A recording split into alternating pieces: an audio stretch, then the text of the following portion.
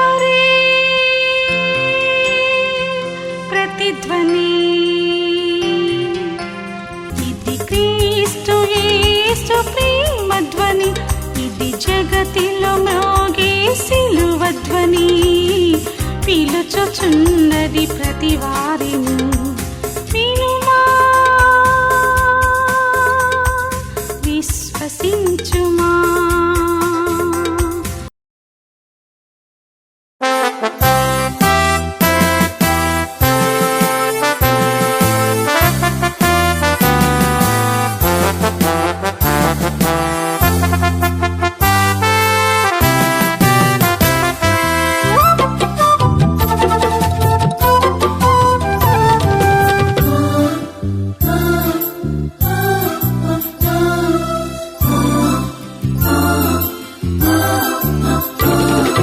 రాజులకు రాజైన ఈ మన విపుని పూజ సేయుటకు రండి.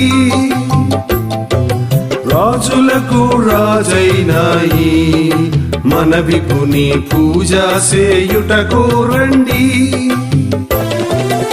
ఈ జయశాలి కన్నా మనకింకా రాజవరును లేరని, ఈ జయశాలి కన్నా మనకింకా రాజెవరును లేరని, రాజులకు రాజైన ఈ మన విపుని పూజ సేయుటకు రండి.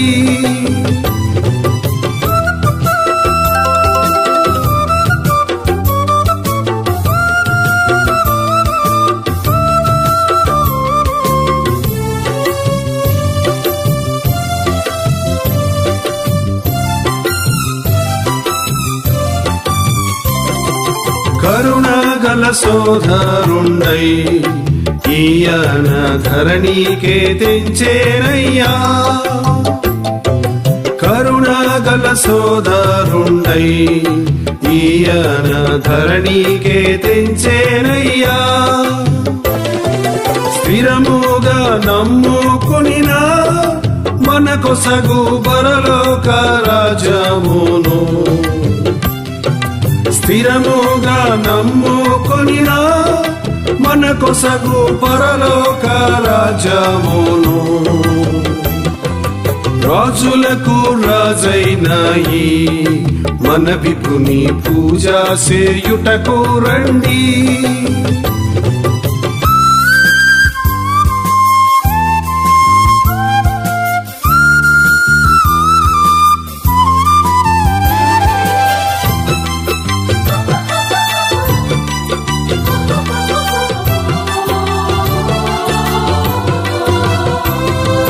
శక్తి గల రక్షకుండై మన కొరకు ముక్తి సిద్ధము చేసేను.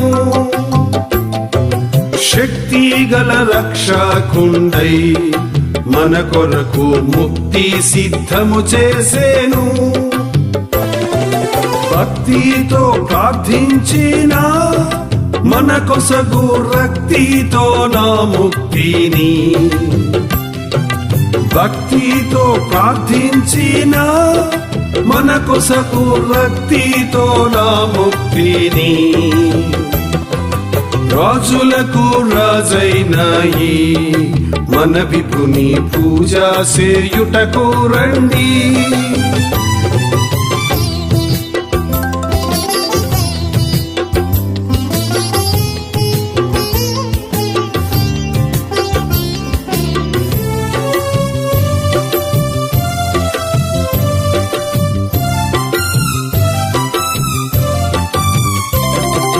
త్వరపడి రండి రండి ఈ పరమ గురుని యొద్దకు మీరాలు.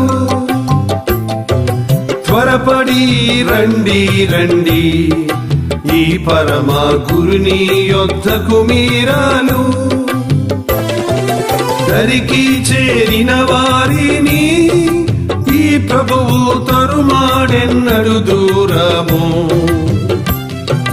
దరికి చేరిన వారిని ఈ ప్రభువు తరుమాడెన్నడు దూరము. రాజులకు రాజైన ఈ మన విపుని పూజ సేయుటకు రండి. రాజులకు రాజైన ఈ మన విపుని పూజ సేయుటకు రండి. ఈ జయశాలి కన్నా మనకింకా రాజెవరు లేరని, ఈ జయశాలి కన్నా మనకింకా రాజెవరు లేరని, రాజులకు రాజైన ఈ మన విపుని పూజ సేయుటకు రండి. బైబిల్లో మొత్తం ఒక 21 కళలు ఉన్నాయి. కళలు 21. అందులో 21 కళల్లో 11 కళలు ఇంచుమించు ఆది కాండంలోనే ఉన్నాయి. కొత్త నిబంధనలో 12 కళలు ఉన్నాయి. 10, 12 అదే 10 అటు 12 ఇటు పోని. ఇందులో ఎక్కువ కళలు ఒకే వ్యక్తికి వచ్చింది ఎవరికంటే యోసేపుకి. యోసేపుకి 4 సార్లు దేవుడు కళ ద్వారా మాట్లాడాడు. ఒకసారి చూడండి, మత్తయి సువార్త 1వ అధ్యాయము 20వ వచనం. ఇదిగో ఈ సంగతుల గురించి ఆలోచించుకొని చూడగా, ఇదిగో ప్రభు దూత స్వప్నమందు అతనికి ప్రత్యక్షమై, దావీదు కుమారుడైన యోసేపు, నీ భార్య అయిన మరియను చేర్చుకొనుటకు భయపడకుము, ఆమె గర్భము ధరించినది పరిశుద్ధాత్మ వలన కలిగినది. ఆమె ఒక కుమారుని కనును, తన ప్రజలను వారి పాపముల నుండి ఆయనే రక్షించును గనుక ఆయనకు యేసు అని పేరు పెట్టుదువు.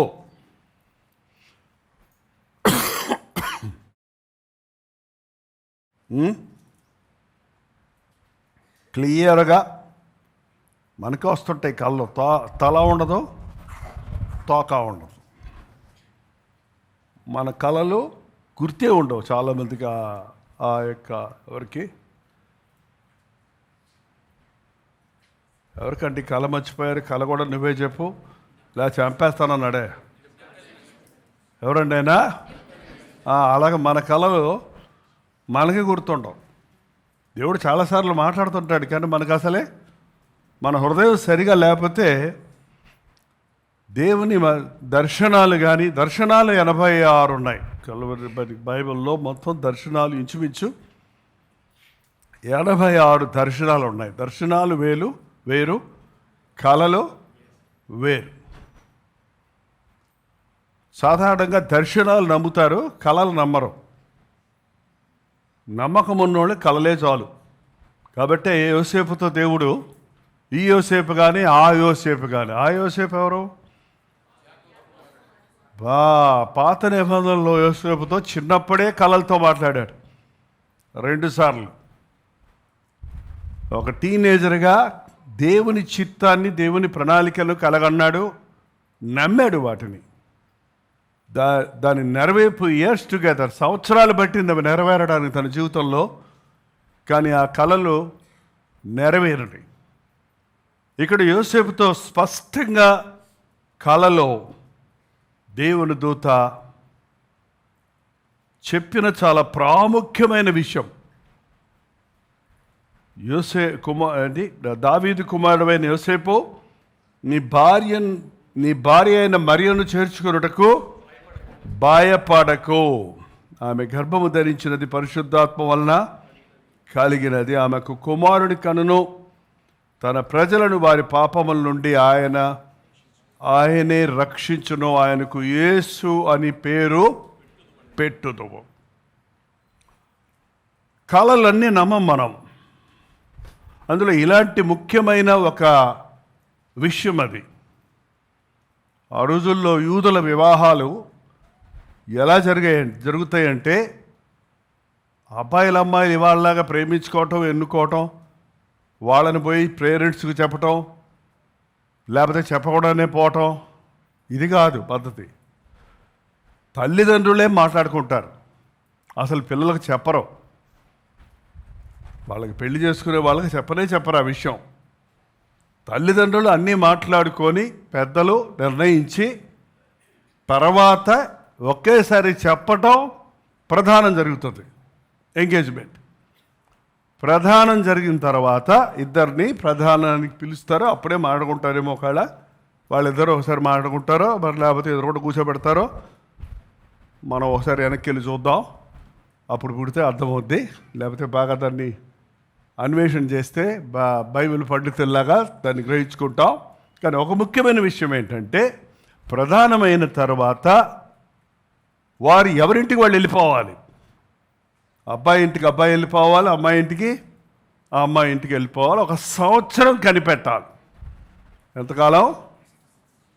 ఎంగేజ్మెంట్ అయ్యాక 1 సంవత్సరం పాటు ఒకరి కొరకు ఒకరు కనిపెట్టుకోవాలి. ఆ పీరియడ్లో వాళ్ళు తప్పు చేస్తే లేకపోతే మరొక విధంగా వాళ్ళిద్దరు కలిసినా వేరే వాళ్ళతో కలిసినా అది తప్పు, అది పాపం కింద లెక్క. ఆ సమయంలో వాళ్ళల్లో ఎవరిలోనో ఒకళ్ళు దోషి అయితే ఆ రోజుల్లో మరి ఇప్పుడు పురుషులు మాత్రం స్త్రీలు మాత్రం పాపానికి చోటు ఇవ్వకూడదు. పురుషులు ఎలాగున్నా పర్వాలేదు అనుకుంటారు కొన్ని దేశాల్లో, మన దేశంలాగా. కానీ ఎవరైనా సరే అతడు వేరే అమ్మాయితో ఏదన్నా తప్పుగా ప్రవర్తించాడన్నా ఈమెతో ఏమన్నా ప్రవర్తించారన్నా వాళ్ళిద్దరూ ఎంగేజ్మెంట్ డైవర్స్ అయిపోద్ది అనమాట. అంటే అప్పుడే ఇచ్చే విడాకులు అనమాట. అప్పుడు వివాహమే జరగదుగా. ముఖ్యంగా స్త్రీ తప్పు చేస్తే తనని బహిష్కరించేయాలి. ఇంకొకళ్ళు అలా చేయకుండా ఉండటం కోసం ఊరు బయటకు తీసుకెళ్ళి రాళ్ళతో కొట్టి మొహం మీద తండ్రి ఉమ్మేసి చంపేయాలి వాళ్ళు. అంత కఠినమైన చట్టం. కొన్ని అరబ్ కంట్రీస్లో, కొన్ని కంట్రీస్లో, ముస్లిం కంట్రీస్లో ఇప్పటికి కూడా అదే ఫాలో చేస్తారు వాళ్ళు. అక్కడ అంతా కఠినంగా ఉంటారు. సో అటువంటి పరిస్థితుల్లో మరియతో చెప్తే మరియ కూడా విశ్వాసం ఉంది కాబట్టి, ధర్మశాస్త్రాన్ని ఎరిగినోళ్ళు కాబట్టి, బైబిల్లోని పాత నిబంధన గ్రంథములలోని ప్రవచనాలు ఎరిగినోళ్ళు కాబట్టి గుడ్డిగా నమ్మటం కాదు. అది గుడ్డిగా నమ్మటం కాదు. ఎందుకు యోసేపు నమ్మగలిగాడంటే ఈ ప్రవచనం ఉదాహరణ చెప్పాడు. ఆమెకు కన్యక నీ భార్య గర్భవతి పరిశుద్ధాత్మ కలిగింది, ఆమె కుమారుడి కనును, తన ప్రజలను వారి పాపముల నుండి ఆయన రక్షించను కనుక ఆయనకి యేసు అని పేరు పెట్టుదువు. యెషయా గ్రంథం 7:14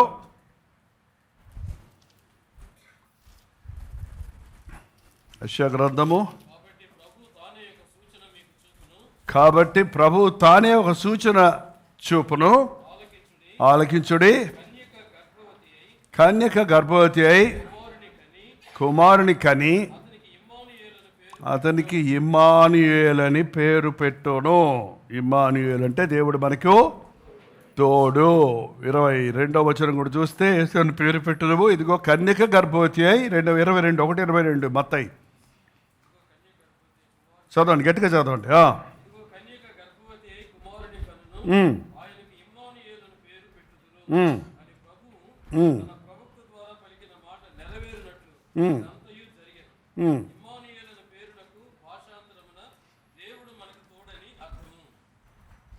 నమ్మాడు. గుడ్డిగా నమ్మటం కాదు.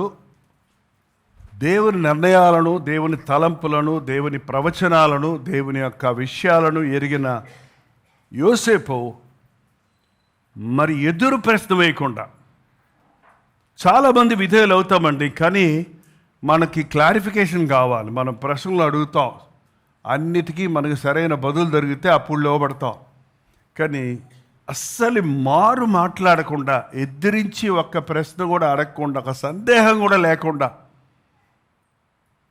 దేవుడు చెప్పింది చెప్పినట్టు చేసుకుంటూ పోయినోడు యోసేపు అండి.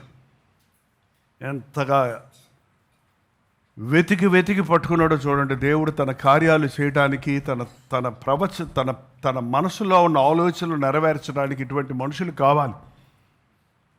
దేవుణ్ణి ప్రశ్నించేవారు కాదు, సందేహించేవారు కాదు, దేవుని పనులను విషయంలో నిర్లక్ష్యంగా ఉంచేవారు కాదు. ఎక్కడ అజాగ్రత్త ఉన్నా, ఎక్కడ నిర్లక్ష్యం ఉన్నా, యోసేపు చాలా చిక్కుల్లో పడి ఉండేవాడు.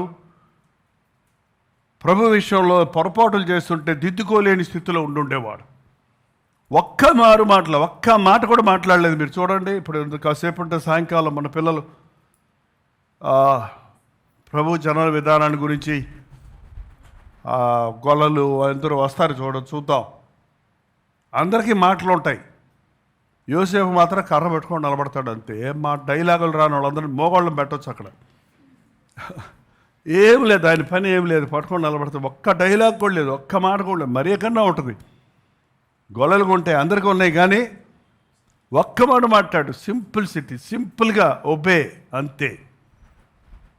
దేవుడికి అలాంటి వాళ్ళు అంటే ఇష్టం అండి. Trust and obey. నువ్వు నిజంగా నమ్మితే విధేయుడు అవుతావు. నమ్మనోడు విధేయుడు అవ్వలేడు. దేవుడిని నమ్మినప్పుడు ఆయన ఏం చెప్పినా గుడ్డిగా నమ్మినట్టు నమ్ముతామంతే. ఇంకా దూకుతామంతే. దూకినా కూడా నాకేం అవుదని నాకు తెలుసు, ఎందుకంటే నా దేవుడు ఎంత గొప్ప దేవుడు. ఎంతమంది మన జీవితాల్లో దేవునికి విధేయులమవుతున్నాం, దేవుని పిలుపుకు విధేయులవుతున్నాం, దేవుడిచ్చే ప్రేరేపణలకు విధేయులమవుతున్నాం, వింటున్న వాక్యానికి విధేయులమవుతున్నాం. ఎన్నోసార్లు దేవుడు ఈ రోజున వాక్యం ద్వారా మాట్లాడుతున్నాడు. నీతో మాట్లాడేది నీకు తెలుసు, నువ్వు ఒప్పుకోలు కలుగుతుంది, నీ మనసులో నువ్వు గ్రహిస్తున్నావు. కానీ ఎంతమంది విన్నదానికి లోబడుతున్నారు? ఇక్కడ ఇది చిన్న విషయం కాదు. అంత సింపుల్గా లోబడటానికి అతను తెలుసు, నేను మరియను ముట్టలేదు, మరియకు నాకు ఎటువంటి సంబంధం లేదు, కానీ ఆమె గర్భవతి అయింది. ఏంటండి ఎలా అనే ప్రశ్నతో అతడు ఆలోచించుకుంటూ ఉన్నప్పుడు దేవుడిచ్చిన కళ ద్వారా దేవుడిచ్చిన సందేశం అది. ఇదిగో ఇది కారణం. కన్యక కుమారుని గర్భవతి కుమారుని కనును, అతనికి ఇమ్మానుయేలని పేరు పెట్టదు. వెంటనే బైబిల్ చెప్తుంది, 23వ వచనం చూసి 24వ వచనం చూస్తే 24, నిద్ర మేలుకొని ఏం చేశాడండి? నిద్ర మేలుకున్నాక మళ్ళీ ఎవరిని ఆలోచించాడా? మళ్ళీ ఎవరి దగ్గర ఎంక్వైరీ చేశాడా? ఇంకెవరినన్నా సలహాలు అడిగాడా? ఇది అవునా కాదా అని ఏమైనా రూఢిపరచుకోవడానికి ఆనాటి యాజకుల దగ్గరికి ఏమైనా వెళ్ళాడా? లేకపోతే ఎవరితోటన్నా వాళ్ళు ఎంగేజ్మెంట్ చేసిన వాళ్ళతో అడిగారా? లేకపోతే ఆమె గురించి ఏమైనా ఎంక్వైరీ చేశారంటే అసలు ఏంటో సంగతి మరీ అట్టుందో అని ఏమన్నా పంపించి కబుర్లు పంపించాడా? ఏం లేదు. నిద్ర మేలుకున్నదే నేరుగా మరి దగ్గరికి వెళ్ళిపోయినట్టుంది. ఏం చేసి ఆజ్ఞాపించిన ప్రకారం చేసి తన భార్యను చేర్చుకున్నాడు. ఆమె కుమారుని కను వరకు ఆమెను ఎరుగకున్నాడు. ఆమెను ఒక భార్యగా శరీర మనసుతో ముట్టుకోలేదు. అసలే ఎరగకున్నారంటే వారికి ఎటువంటి నిగ్రహశక్తి, ఆశా నిగ్రహము అనే ఫలం అతని జీవితంలో చూస్తున్నాం. పెళ్లి కాకముందే పిచ్చి ఆశలు వేస్తున్నారు. ఇవాళ ఎంగేజ్మెంట్ అయిపోయిందని విచ్చలబడిగా తిరిగేస్తున్నారు, ఫోటోలు తీసేసుకుంటున్నారు. ఏంటంటే క్రైస్తవ బిడ్డలు అలా ఉండటం వల్ల లోకానికి మనకి తేడా ఏముంది? పెళ్ళి అయిన తర్వాతనే ఈ చేతులు అప్పచెబుతారు చూడండి.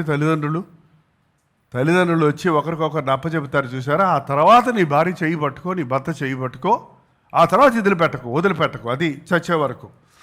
అంతేగాని చేతులు పెట్టుకొని తిరిగి గంతులేసి పెళ్లి చేసుకొని చేతులు వదిలేసుకొని తిట్టుకుంటూ గొడవలు పెట్టుకుంటూ కూర్చుంటే ఏంటి ప్రయోజనం? అది లోక పద్ధతి. ఆమెను ఒక దేవుని కుమారుని తల్లిగా భావించాడే కానీ తను లాఫుల్గా ఎంగేజ్మెంట్ అయినప్పటికీ, భార్యగా స్వీకరించినప్పటికీ ఆమె పట్ల భర్తగా ప్రవర్తించలేదు. ఆమెకు ఒక తండ్రిగా, ఒక బాధ్యత కలిగిన వ్యక్తిగా, దేవుని కుమారుని బాధ్యత నాకు అప్పచెప్పాడు అని, ఆమె గర్భములో ఉన్న శిశువు నా శిశువు కాదు అన్నప్పటికీ కూడా ఆ శిశువుని గురించి ఆయన యోసేపు ఎంత జాగ్రత్త తీసుకున్నాడో చూస్తే, ఇవాళ గర్భవతులుగా ఉన్న భార్య పట్ల పురుషుడు శ్రద్ధ లేదండి చాలామందికి. గర్భవతి అయిందని తెలియగానే అమ్మగారింటికి పోమ్మంటారు. లేకపోతే నువ్వే పోయి హాస్పిటల్లో చూపించుకోపో, లేకపోతే మీ అమ్మని తెచ్చి పెట్టుకో. ఇప్పుడు కొత్త ఇతర దేశాల్లో అంటే వాళ్ళు పోటానికి కుదరదుగా, అదిగా తెచ్చి పెట్టుకో. అంతేగాని భార్యకు చాకిరీ చేసేవాళ్ళు ఎక్కడ ఉన్నారా? ఎందుకు ఒక భర్త భార్యకు చాకిరీ చేయాలి? దేవుడిని బట్టి నిన్ను వలె పురుషులారా మీ సొంత శరీరం వలె మీ భార్యలను ప్రేమించండి. అంటే ఏంటి అర్థం? దేవుని మాటకు లోబడేవాడు తాను ఎట్లా ప్రేమించుకుంటాడో తన భార్యను అట్లా ప్రేమిస్తాడు. చూడండి, వితౌట్ మనకి చెప్పక్కర్ లేకుండా యోసేపు దేవుని ఆజ్ఞను పాటించేవాడుగా ఉన్నాడు, దేవునికి లోబడేవాడుగా ఉన్నాడు. ఇంత వివరణగా వారికి ఆ రోజుల్లో సువార్త చెప్పబడకపోయినా భర్తగా తన బాధ్యతను నెరవేరుస్తున్నాడు. అదే సమయంలో భర్తగా తన అధికారాన్ని తనకున్నటువంటి స్వతంత్రాన్ని ఉపయోగించుకోవటం లేదు, మిస్యూజ్ చేయటం లేదు, స్వార్థం కొరకు ఉపయోగించుకోవడం లేదు. ప్రతి భర్తకి యోసేపు ఒక మాదిరిగా ఉన్నాడు ఈ విషయంలో. భార్యల విషయమై చాలామంది సందేహిస్తూ ఉంటారు. భార్యను సందేహించే వాళ్ళు బోల్డ్ మంది ఉన్నారు మన భారతదేశంలో. ఈ మధ్య కొత్తగా అంటుకుందిలేండి ఆ జబ్బు. ఇటు తిరిగింది. ఎటు చెప్పండమ్మా. భర్తను అనుమానించే భార్యలు ఎక్కువైపోతున్నారట. ఒకప్పుడు భార్యను అనుమానించే భర్తలే ఉండేవారు చాలా మటుకు. ఇప్పుడు వీళ్ళు ఎక్కువైపోయారు. ఎవరు? అందుకనంటే ఇప్పుడు కొత్తగా హైకోర్టులో పురుషుల్ని బాధ పెట్టే భార్యల కోసం కేసులు పెడతానికి కొత్త సజెస్ట్ చేస్తున్నారు. ఏంటంటే రేపటి నుంచి నా భార్య నన్ను ఇసుకిస్తుందని మీ మీద కేసు పెట్టారంటే మీ పని అయిపోయింది. జాగ్రత్త, లేకపోతే మీరు పెడుతున్నారు కదా. ఎందుకండి అంత స్థితికి దిగజారటం? క్రైస్తవులకు ఎందుకండి ఈ బాధ? యేసు ప్రభువుని ఎరిగినవాడు ఎవరండి మన న్యాయాధిపతి? ఎవరండి అన్యాయంగా భార్య పట్ల ప్రవర్తిస్తే? మలాకీ గ్రంథం తీయండి. మలాకీ గ్రంథం అంటే తెలియదండి, మత్తయి సువార్తకు ముందు ఉంటుందండి, వైట్ పేజీలకు ముందు 16వ వచనం అండి. 14 కూడా చదువుతాం, 14 నుంచి. యవ్వన కాలమందు పెండ్లి చేసుకొని అన్యాయముగా విసర్జించిన నీ భార్య పక్షంలో యెహోవా సాక్షి ఆయను. అది నీకు తోటిదై నీవు చేసిన నిబంధనకు పాత్రలు కదా. పెళ్లి చేసుకున్న భార్యను బిడ్డలు కనలేదనో, రోగాలు వచ్చాయనో, ఏంటండి నువ్వు అడిగినప్పుడల్లా నీకు డబ్బు తెచ్చి ఇవ్వలేదనో, లేక వంట చేసి పెట్టలేదనో, లేక నీకు అనుకూలంగా లేదనో నువ్వు వదిలిపెడతా కుదరదు. పెళ్ళైన తర్వాత భార్యను విడిచిపెడతానికి అవకాశం లేదు. బైబిల్ చెబుతుంది విడిచిపెట్టేవాడు వ్యభిచారం చేస్తున్నాడు అని. విడిచిపెట్టి మరొకరిని చేసుకునేవారు, విడువబడిన దాన్ని చేసుకునేవారు. చదవండి కొంచెమైనను.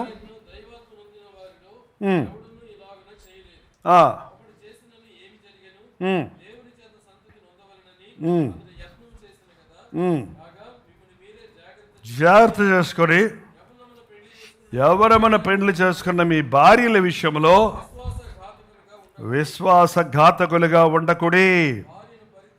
భార్యను పరిచయించడం నాకు అసహ్యమైన క్రియని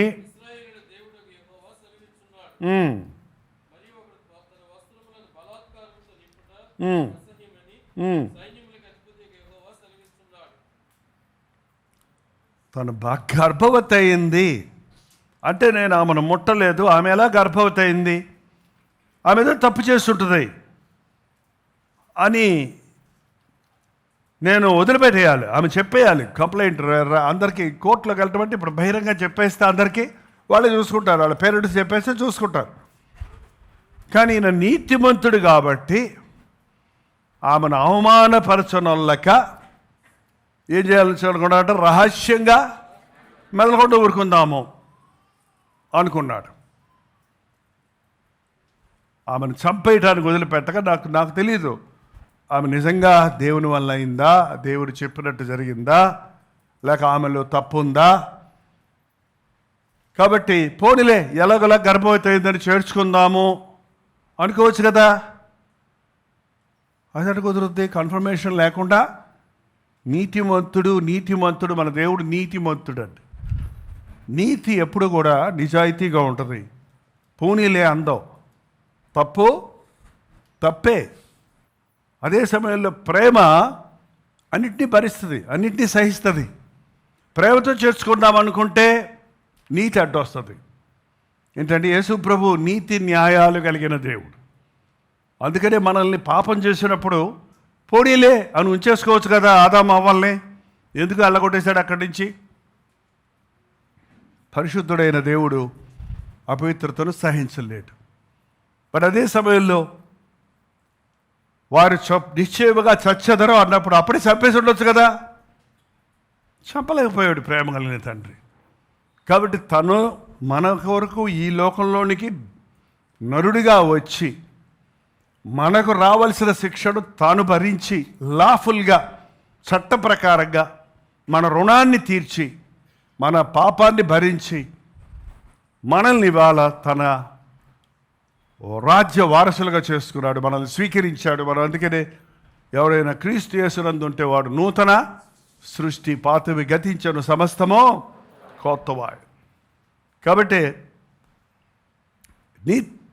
యోసేపు నీతివంతుడు, విశ్వాసం కలిగిన వాడు, బాధ్యత కలిగిన వాడు. భార్యను చేర్చుకున్నప్పటికీ ఆమెతో తప్పుగా ప్రవర్తించకుండా ఆశానిగ్రహం కలిగిన వాడిగా ఉన్నాడు. సరిగ్గా అదే సమయంలో మనం లూకాసు వార్త 2వ అధ్యాయం 1వ వచనంలో చదివాం. ఇప్పుడు ఇంకొంచెం ఎక్స్ట్రా బాధ్యత. ఇప్పుడు ఏమైంది? సరిగ్గా ఆ సమయంలో మొట్టమొదటి ప్రజాసంఖ్య రాయబడుతుంది. ప్రభు జననం యొక్క కొత్త చాప్టర్, కొత్త ఏమంటారు, కొత్త శకం ప్రారంభమైంది. ఆ రోజుల్లో ఇంత పెద్ద జనాభా లేదండి. ఆ రోజుల్లో బెత్లెహేములో 1000 మంది ఉంటారేమో, అంతే. భలే ఈజీ కదా.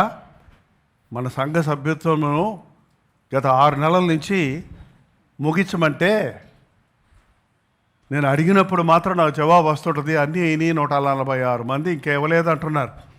146 మంది ఇవ్వలేదు. ఎంతమందిలో? 1000 మందిలో. ఇలా చేసుంటే వాళ్ళు కనుక జనాభా భలే ఉండేది. ఎంతమంది చచ్చేవాళ్ళు ఈ మధ్యకాలంలోనే. ఎందుకంటే ఈ జనాభా లెక్కలో ఎందుకు చర్చిలో ఇన్ని ఇళ్ళకి వెళ్ళారు. ఇళ్ళకి వెళ్ళినప్పుడు ఇళ్లలో ఎంతమంది రాని వాళ్ళు ఇళ్ళకి వెళ్ళారు. మందిరానికి క్రమంగా కాదు, 3-4 సంవత్సరాల గురించి రాకుండా ఉన్న వాళ్ళందరి ఇళ్ళకి కూడా తిరిగారు పాస్టర్ గారు, రాత్రి పగలు నిద్ర లేకుండా. ఎందుకు వెళ్ళాం? వారిని మందలో చేర్చడానికి, ఉరకపోయి పలకరించి ప్రార్థన చేసి వచ్చేయడానికి కాదే. తప్పిపోయిన వారిని వారి బాధలు చెప్పారు, మీరు వీడియోలు పంపించారు, నాకు వచ్చాయి. కానీ ఆ బాధలు వినేసి ప్రార్థన చేయడానికి కాదే. నీకు బాధలు రావడానికి కారణం ఏంటి? నువ్వు ప్రభువుకు దూరం అయ్యావు. నువ్వు దేవుని మందిరానికి రా, ఉపవాస ప్రార్థనకి రా, నీ బాధలు తీరతాయి. కానీ తిరుగుతూనే ఉన్నాం. మా సోదరులు తిరుగుతున్నారు, రాత్రి అంతా పంపిస్తూనే ఉన్నారు. తెల్లారి 5 గంటల దాకా 6 గంటల దాకా తిరుగుతున్నారు. ఎప్పటికప్పుడు నాకు వాట్సాప్ వస్తూనే ఉంది. ఒక్కొక్కసారి వీడియో మర్చిపోతే నేను వీడియో పంపలేదు, మళ్ళీ ఇలా టైప్ చేస్తున్నాను, పంపుతున్నారు. ఐఎమ్ ఆల్సో మీతో పాటే తిరుగుతున్నట్టే ఉంది నాకు. అసలు మీ ఇళ్లలోకి వచ్చినప్పుడు కొంతమంది ముఖాలు మళ్ళీ వింతగా చూస్తున్నాయి. వీళ్ళేనా వాళ్ళు? ఓ, రూపాంతరం పొందినట్టున్నారే. పొడిచోళ్ళు ముసలోళ్ళు అయిపోయారేంటి? చిన్నపిల్లలు పెద్దోళ్ళు అయిపోయారేంటి? ఏంటండి, నేను చూసినప్పుడు ఉన్న ఇల్లులు వేరు, నేను తిరిగినప్పుడు ఉన్న ఇల్లులు వేరు, ఇప్పుడు మీరు ఉన్న ఇల్లులు వేరు. బంగ్లాల్లోకి వచ్చేసారు అందరూ, పెద్ద పెద్ద ఇళ్ళల్లోకి వచ్చారు. నేను తిరిగినప్పుడు చాలా ఇల్లు గుడిసెలు, రేకు చెట్లు. ఇప్పుడు మంచి మంచి ఇళ్లలో ఉన్నారు. ఒక కుర్చీ కూడా ఉంటుంది కదా ఆ రోజుల్లో ఇంట్లో. ఇవాళ వెనకాల సోఫాలు కనపడుతుంటే, అబ్బా దేవా వీరిని ఆస్తికర్తలుగా చేశావు, ఆత్మలో దిగ సరిపోకుండా చేయయ్యా. అదే కదా మర్చిపోతున్నాం మనం. ఏంటండి, జనాభా లెక్కలకు ఎవరు ఊరికాడు వెళ్ళిపోవాలి, ఎవరి ఊరికాళ్ళు వెళ్ళిపోవాలి. ఎక్కడ పడితే అక్కడ జనాభాలు ఆన్లైన్లో పంపిస్తాం కాదు. ప్రతి వాడు పుట్టిన ఊరికి ఏది వంశం చెందారో బెత్లెహేము వాళ్ళు. దావీదు ఏ ఊరోడు? దావీదు ఏ ఊరోడండి? బెత్లెహేము. బెత్లెహేము అంటే అర్థం రొట్టెల ఇల్లు. బెత్లెహేము నుండి వెళ్ళిపోయింది ఒక ఆమె. ఎవరామె? నయోమి. రొట్టెల ఇంట్లో రొట్టె ఉండదేమో అని కరువు కంగారు పడిపోయింది పాపం. పోయి మోయాబు దేశంలోకి వెళ్ళిపోయింది. మోయాబు దేశంలోకి వెళ్ళి రొట్టెలు జగ చచ్చారా వాళ్ళు? డబ్బులు ఉన్నాయి, భోజనం ఉంది, అన్నీ ఉన్నాయి. కానీ తన భర్త చనిపోయాడు. కొద్ది రోజుల్లోనే 2 కుమారులు కూడా చనిపోయారు. అక్కడ పోయిన వాళ్ళు 2 అమ్మాయిల్ని, అక్కడ అమ్మాయిల్ని పెళ్లి చేసుకున్నారు. కానీ నయోమి యొక్క మాదిరి విశ్వాసాన్ని బట్టి వాళ్ళిద్దరూ, నయోమి ప్రేమను బట్టి నయోమితో వస్తానన్నారు. కానీ గుమ్మం దాకా రాగానే ఒక ఆమెకి, పొండమ్మ, మీ ఇళ్ళకి వెళ్ళండమ్మా, మళ్ళీ మీ తల్లిదండ్రులు మీకు పెళ్లి చేస్తారు. యవ్వన కాలంలో చచ్చిపోయాడు భర్తలో. ఎంత భయంకరం అది. భర్త చనిపోతే, భార్య చనిపోతే వివాహం చేసుకోవటం పాపం కాదండి. ఎప్పటిదాకా పెళ్ళి? మరణము మనలను వేరు చేయ వరకు. మరణం వేరు చేయ వరకు నిబంధన. ఆ తర్వాత కావాలంటే చేసుకోవచ్చు, వద్దంటే మానుకోవచ్చు. అది వాళ్ళకి చాయిస్ అంతే. అంటే ఓవర్ఫై వెళ్ళిపోయింది. కానీ రూత్ ఏం చేసింది? నయోమిని హత్తుకుంది. నువ్వు వెళ్ళి చోటుకి నేను వస్తాను, నీ జనమే నా జనము, నీ దేవుడే నా దేవుడు, నువ్వు ఎక్కడ పాతి పెట్టబడతావో అంతే. ఆ యొక్క డెసిషన్ మూలాన, నిర్ణయం మూలాన రూతు యేసుక్రీస్తు వంశావళిలోకి వచ్చిందండి. మత్తయి సువార్త 1వ అధ్యాయంలో చదివారు కదా. రూతు బోయాజు నందు ఓబేదును కనెను, ఓబేదు యెషయను కనెను, యెషయ రాజైన దావీదును కనెను.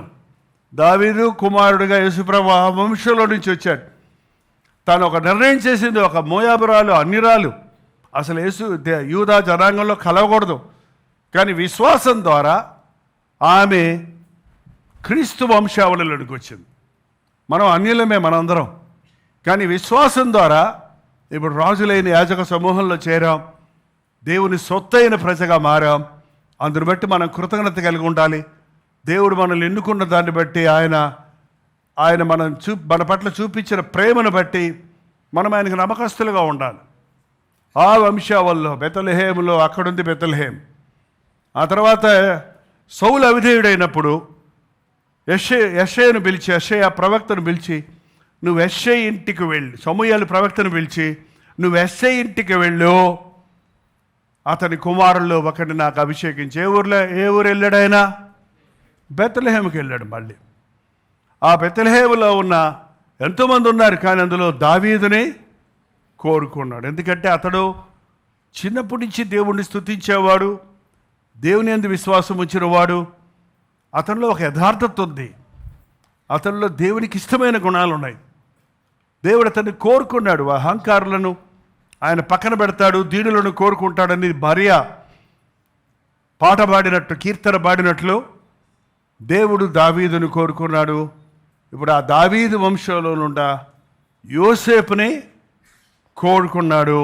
యోసేపుకి ఈ బాధ్యత అప్పగించిన మూలాన ఇప్పుడు నజరేతులో ఉన్న మరియా ఊరు ఏ ఊరు ఏంటి? ఎంతసేపు ఆలోచిస్తారా? ఏంటి డౌట్ ఏంటి? ఏ ఊరు? నజరేతు కూడా వచ్చిన ఊరే. నజరేతు అనే ఊరిలో నుండి ఇప్పుడు ఎక్కడికి వెళ్ళారు? బెత్లెహేముకి వెళ్ళారు. ఎంత? 160 కిలోమీటర్స్ ఐ థింక్ కదా మనం అనుకున్నాం. 150 కిలోమీటర్ల దూరం నిండు చూలాలిగా ఉన్న మరియను బట్టి తీసుకొని గాడిద మీద ఎక్కించుకొని నడుచుకుంటూ యోసేపు జనాభా సంఖ్యల్లో రాయబడటానికి మరియతో పాటు బెత్లెహేముకు వచ్చాడు. ఏంటండి? ఎంతమంది మీ భార్య గర్భవతిగా ఉన్నప్పుడు ఎంతమందికి పెళ్ళి అయిందో చేసి చూపించండి. ఏమనుకోకండి, పెళ్ళే కదా, మంచిదే. ఓకే, మీ భార్య గర్భవతిగా ఉన్నప్పుడు మీరు ఆమెను జాగ్రత్తగా నడిపించడం, మరి ఇప్పుడు గాడిదలు కార్లు ఎక్కించటం, కారు దిగేటప్పుడు కాస్త డోర్ తీసి పట్టుకొని జాగ్రత్తగా దిగమ్మా అని చెప్పటం, అలాంటి ఏమైనా త్వరగా ఎక్క అదేవారా చెప్పండి. నువ్వు వద్దులే, ఇంటికాడ నువ్వు అసలే వద్దు, నేను పోతానులే అని వెళ్ళిపోతాను ఇవాళ. కానీ ఆ బాధ్యత చూడండి. తన బిడ్డ కాదు గర్భంలో ఉంది, తనకు అసలు ఏ సంబంధం, ఏదో ప్రధానమైందన్న తప్ప ఇంకే సంబంధం లేదు. కానీ తను ఎంత 150 కిలోమీటర్లు ఆమెను నడిపించుకొని ఆమెను భద్రంగా తీసుకొని వెళ్ళాడో చూస్తే ఆశ్చర్యం వేస్తుందండి. బాధ్యత కలిగిన వాళ్ళు దేవుడికి కావాలండి. ఇవాళ దేవుడు మనకి సువార్తను అప్పగిస్తున్నాడు. సువార్తను మనం జాగ్రత్తగా తీసుకెళ్ళాలి, అన్ని స్థలాలకు తీసుకుని వెళ్ళాలి. యేసయ్య రక్షకుడు అన్న మాటే ఇవాళ మనం మోసుకెళ్ళాలి. సర్వలోకమునికి వెళ్ళి సర్వ సృష్టికి సువార్తను చెప్పండి. యేసయ్య మాటలు ఎట్లా చెప్పాలి? అనుభవించి చెప్పాలి, భారంతో చెప్పాలి, ప్రార్థనతో చెప్పాలి, అది రుచించి అందులో ఉన్న శక్తిని అనుభవించి చెప్పాలి. అప్పుడు దేవుని కార్యాలు జరుగుతాయండి. అందుకే దేవుడు సువార్తను పౌలు అన్నాడు, నన్ను నమ్మి దేవుడు నాకు సువార్తను అప్పగించాడు. ఆ సువార్తను పట్టుకోవడం నేను ప్రసవవేదన పడుతున్నాను. ఆ ప్రసవవేదనలో నేను ఆత్మల్లోకి అంటున్నాను. సువార్తను ప్రకటించేటప్పుడు భారంతో ప్రకటించి ఆ యొక్క సువార్త వాక్యపు సారాన్ని ధ్యానించి, ఒక గర్భంలో శిశువు ఎలాగో ఉత్పత్తి అవుతుందో, తల్లి ఎలా తన యొక్క శక్తిని, తన రక్తాన్ని పంచి బిడ్డను రూపించి మోస్తుందో, అలాగే ఒక నిజమైన దైవజనుడు దేవుడు అప్పచెప్పిన సేవను తన నవనాడుల్లోనికి వెళ్ళనిచ్చి, భారం కలిగి, బాధ్యత కలిగి, దేవుడు వెళ్ళమన్న చోటుకి వెళ్ళి దేవుడు చెప్పమన్న మాటలు చెప్పాలి. అలాంటి నమ్మకమైన సేవకులుగా ఉంటే ఈ పాటికి ఎప్పుడో లోకమంతా యేసయ్య పాదాల దగ్గరికి వచ్చేదంట. మన సొంత విషయాలు చేసినంత భారంగా దేవుని విషయాలు చేయటం లేదు. మన సొంత విషయాల్లో అంత జాగ్రత్త ఉంటాం, అంత నేర్పరితనంగా ఉంటాం, అంత బెస్ట్ మనం చేస్తాం, కొనుక్కుంటాం, దాచుకుంటాం, భద్రపరుచుకుంటాం. కానీ దేవుని విషయాలు వచ్చేటప్పటికి దేవుని సొమ్ము కంటే అందరూ చెప్పడమ్మా, దేవుని సొమ్ముకి అందరూ పెద్దలే, దేవాలయానికి అందరూ పెద్దలే. అట్లాగే ఉంది ఇవాళ. ఎవరో ఒకళ్ళు చేస్తారులే, ఎవరో ఒకళ్ళు అనే పరిస్థితి మనం చూస్తున్నాం. కానీ యోసేపు ఎంత భద్రంగా కాపాడాడో చూస్తే ఆటంకాలు వచ్చాయి. అక్కడికి వెళ్తే స్థలం లేదు, అక్కడ స్థలం లేదు. బస్సు మిస్ అయ్యారు ఎప్పుడన్నా మీరు? ఫ్లైట్ మిస్ అయ్యారా? అప్పుడు ఎవరిని తిడతారు? ఎవరిని తిడతారు చెప్పండి? నీ వల్లనే. 99% పురుషుడు ఎవరిని అంటాడు? నీ మూలనే. నువ్వు మూటలకు ఎక్కువ కట్టావు, నువ్వు పిల్లలు తొందరగా తయారు చేయలే, నువ్వు రా రా రా అంటే కదల్లా. చూసావా అంత మరైంది ఇక్కడ ఏంటండి? ఎక్కడన్నా కసురు. నీ గొడవ నాకెందుకు చెప్పు? నేనైతే ఎట్టగలే పరిగెత్తుకుని వచ్చేది, నిన్ను మోసుకొచ్చి ఇక్కడ ఎక్కడికి చలం లేదంట. చూడు, ఎవరు చలం లేదంటున్నాడు. ఏం చెప్పటం? ప్రతి పురుషుడు అంటే రిలాక్స్ అయ్యేది ఎక్కడంటే ఆయనకి ఆ బీపీ తగ్గించుకునేది ఎక్కడంటే పాపం మీ మీదేనమ్మా. ఆ సమయంలో మీకు బీపీ రైజ్ అయిపోయిందంటే అక్కడ క్లాష్ అయిపోతాయి రెండు, ఢమాల్ ఢమాల్ ఢమాల్. కానీ యోసేపు ఎక్కడ బ్లేమ్ చేయలేదు. బ్లేమ్ చేయకండి, ఒకరినొకరు నిందించుకోకండి, ఒకరి మీద ఒకరు నెపములు మోపకండి. ఏంటంటే కొన్నిసార్లు మనకి సాతాను అభ్యంతరపరుస్తాడు. ఆ సమయంలో మన యొక్క టెంపర్ బయటకు వస్తే, మన యొక్క సణుగుడు, ఎవరి మీద సణుగుతావు? పక్కవాళ్ళ మీదో మించిపోతే అసలు నువ్వేది నాకు అప్పచెప్పా ఈ బాధ్యత? దేవుని కుమారుడు అంటున్నావు, ఏమైనా ఒక పరలోక రథం పంపించవచ్చు కదా. మొన్నే వచ్చింది ఆ తలంపు. ఏలియాకే రథం పంపించాడంట, అగ్ని రథం. యేసయ్య దిగి వస్తుంటే పంపించొద్దా? ఏంటండి, యేసయ్యను మోయటానికి ఒక కారు ఇవ్వద్దా కనీసం దేవుడు?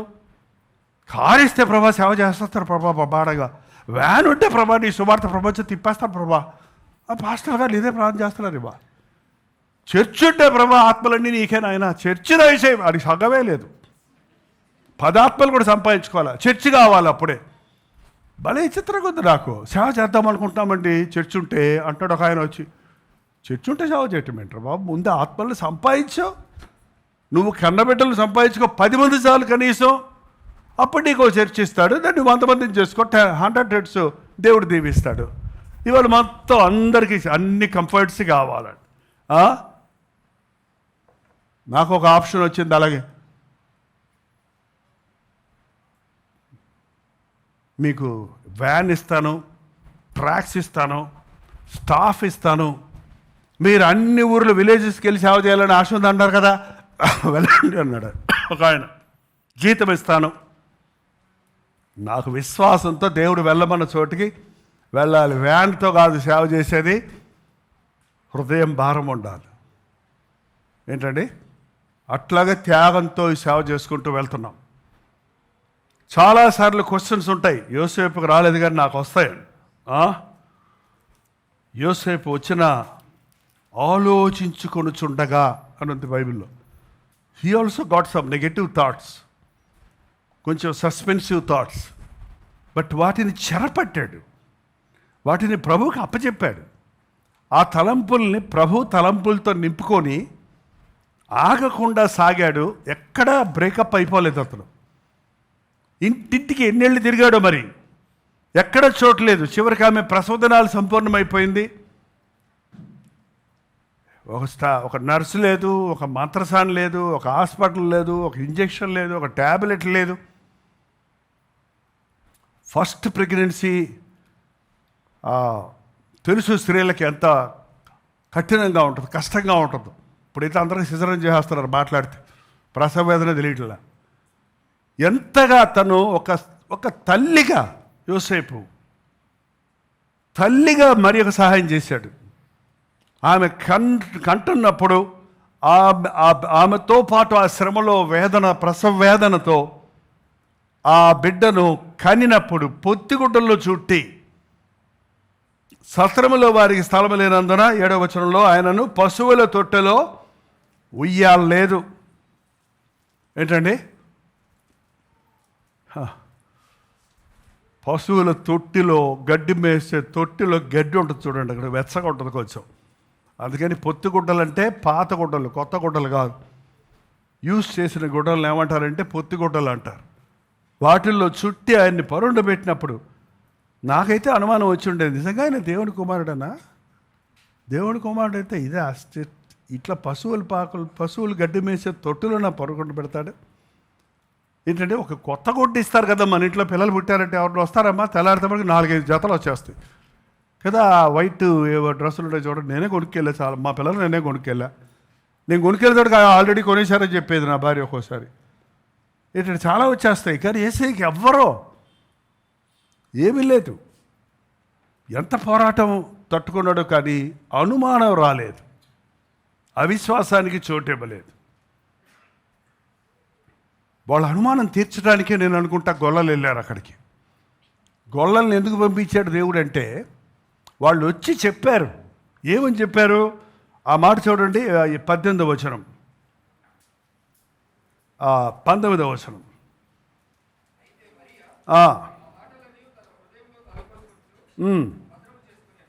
అంటే ఏం చెప్పారు వాళ్ళు ఆ మాటలో? ఆ శిశువుని చూసి వాళ్ళు ఏం చెప్పారు? శిశువుని గురించి తమతో చెప్పబడిన మాటలు ప్రచురము చేసరి. ఏం చెప్పేది శిశువులకి? శిశువులు కాదు, వాట్ ఈస్ దిస్? గొల్ల కాపర్లకి ఏం చెప్పాడు? దూతలు ఏం చెప్పాయి? దూతలు మరియకు చెప్పాయా, యోసేపు చెప్పాయా? ఎవరు చెప్పారు? ఏమని చెప్పారు?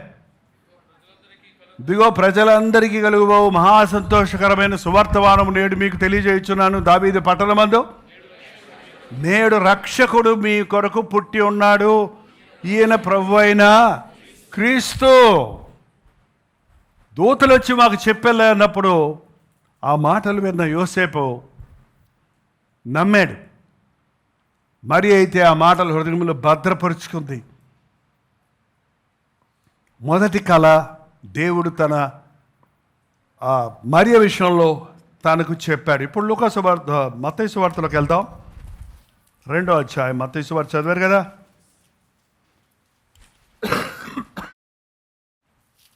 13వ వచనం.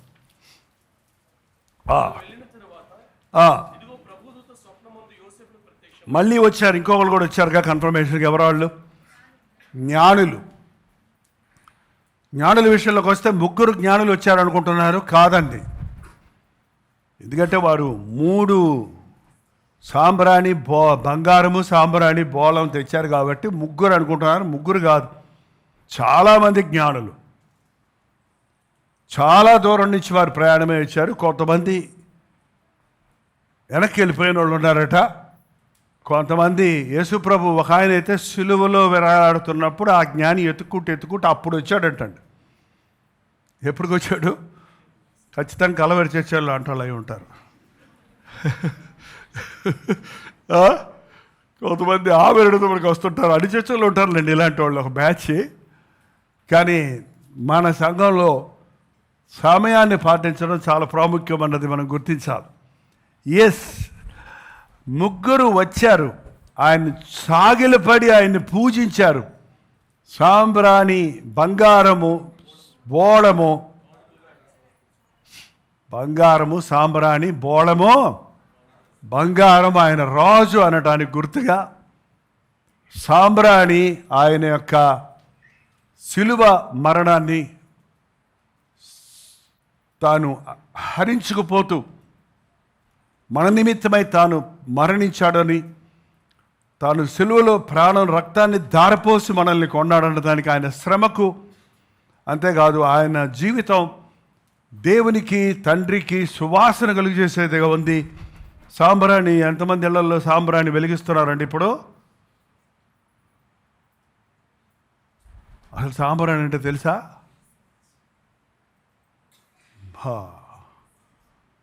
ఆల్ అవుటా? అవ్వదా? ఆల్ అవుట్, అవ్వదా? మస్కిటోస్ కాదు అవుట్, ఆలే అవుట్ ఆడడం. పిల్లల్ని పడుకోబెట్టి తలగ దగ్గర మళ్ళీ ఆల్ అవుట్ పెడతారేంటి? వాడిని బొమ్మనా త్వరగా, వాడు లంగ్స్ ఎఫెక్ట్ అవ్వమనా? అది పాయిజన్ అండి. ఆ దోమలు చచ్చిపోతారేంటి, దాంట్లో ఏముంది? మరి ఆ అబ్బాయి ఆ పిల్లలు పీల్చుకుంటే ఏమవుతాడు? అదేదో కాసేపు పెట్టుకొని సాయంత్రం పెట్టి తీసేయండి కావాలంటే. రైట్ అంతా ఆల్ అవుట్ పెట్టుకోకండి, లంగ్స్ చెడిపోతున్నాయని కనిపెట్టారు. ఇప్పుడు సాంబ్రాణి వేసేవారు, దట్ ఈస్ గుడ్. ఇప్పుడు ఎవరు వేయటం లేదు. అది మా అమ్మగారు చిన్నప్పుడు తలస్నానం అయ్యాక నుప్పుల మీద సాంబ్రాణి వేసి సాంబ్రాణి పొగ పట్టించి ముక్కుల్లో చెవుల్లో ఉన్నది తలలో ఉన్నది అన్నీ పోతే సువాసన వచ్చే శుభ్రంగా. ఇంట్లో సాంబ్రాణి వేస్తే ఒక్క దోమ ఉండదు. అది కాసేపటికి సాంబ్రాణి ఏమైపోద్ది? సువాసన వెదజల్లి అదేమో మాయమైపోయినటువంటి. అది యేసు ప్రభువుకి మన కొరకు ఒక సువాసన రక్షణ సువార్త యాత్ర చేయడానికి తను తాను దహించబడిన వారిగా, అర్పించుకున్న వారిగా, రిక్తునిగా చేసుకున్న వారిగా ఉన్నాడు అన్నది బాలుడైన యేసును చూడగానే జ్ఞానులు గుర్తించారు. నా కొరకు ఆయన బలైపోయాడు అన్నది గుర్తించి సాంబ్రాణి ఇచ్చారు. ఆ బోళము సువాసన ఇచ్చేది. అది మృతులైనటువంటి వారికి వారు బోళాన్ని రాసి ప్రిజర్వ్ చేసేవాళ్ళు. అది మనలో ఉన్న క్రీస్తు కొరకు, మనం క్రీస్తు పునరుద్ధానుడు, ఆయన శరీరం కుళ్ళు పట్టదు అనడానికి గుర్తుగా బోళమిచ్చి వాళ్ళు పెట్టెలు విప్పి శ్రేష్టమైనవి ఇచ్చి వాడికి సాగిలపడి వారిని ఆరాధిస్తే మరి యోసేపులు తాము పడ్డ బాధలన్నీ మర్చిపోయారండి. ఈ గొల్లలు వచ్చినప్పుడు అవునా నిజమా అని ఏ మాత్రమే ఏ మూల ఏ సందేహం లేకుండా ప్రభువుని విషయమై ఆనందించారు. జ్ఞానులు వచ్చినప్పుడు చాలా సంతోషపడ్డారు. కానీ ఎక్కడ యోసేపు ఒక్క మాట మాట్లాడినట్టు ఏమని మరియా కూడా అక్కడ ప్రభువుతో మాట్లాడింది, కానీ తర్వాత మాత్రం కంప్లైంట్ చేసినట్టుగా కనపడటం లేదు. 13వ వచనం. ఇప్పుడు వారు వెళ్ళిన తర్వాత, అంటే జ్ఞానులు వెళ్ళిన తర్వాత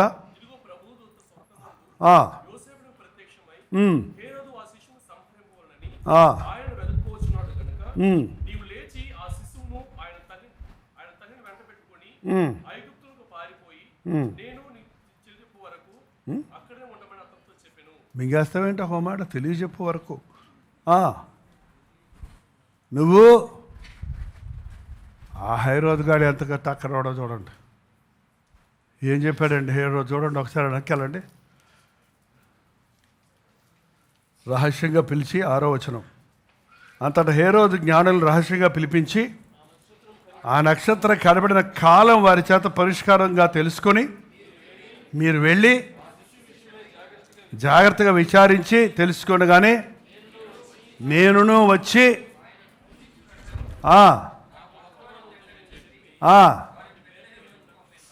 అబ్బా మీరు వెళ్ళి చూసే చెప్పండి, నేను కూడా వస్తానంటున్నాడు.